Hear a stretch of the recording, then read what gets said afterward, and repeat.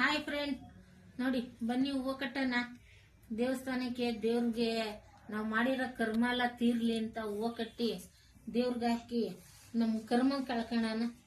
ನಮ್ದು ಅಂತಲ್ಲಪ್ಪ, ನಿಮ್ದು ಸೇರಿಸಿ. ಅರ್ಥ ಆಯ್ತಾ? ಬನ್ನಿ ಹೂವು ಕಟ್ಟಿ ಹೂವು ಮಾರೋಣ. ಅದಕ್ಕೆ ಹೋಗಿ ಏನೇನೋ ಮಾಡಿ ಸಾಯಕ್ಕಿಂತ ಇವನ ಮಾಡೋಣ. ಸತ್ತೋರು ಹೆಣ್ಣಿನ ಮೇಲೆ ಹೋಗ್ತೀವಿ, ಇದ್ರ ದೇವ್ರು ಪಾದಕ್ಕೂ ಅರ್ಪಿಸ್ತೀವಿ. ಬನ್ನಿ ಹೂವು ಕಟ್ಟಿ ಹೂವು ವ್ಯಾಪಾರ ಮಾಡೋಣ. ಬಡವ್ರ ಜೀವನಪ್ಪ.